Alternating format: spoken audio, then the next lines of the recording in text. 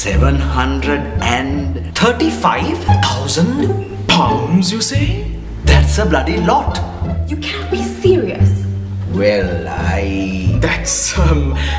That's a lot of cash.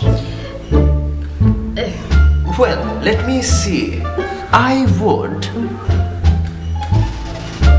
get an Italian suit made, buy an island with a pair of Boss shades and a few fancy gadgets and an Aston Martin. Whiskey and the fireplace does look quite inviting.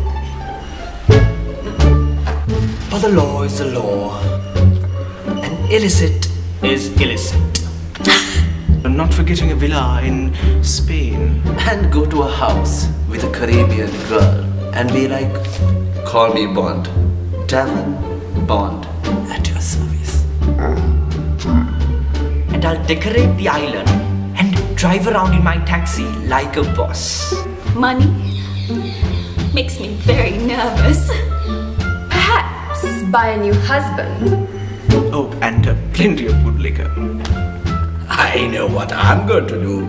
I'm going to buy barley. Barley?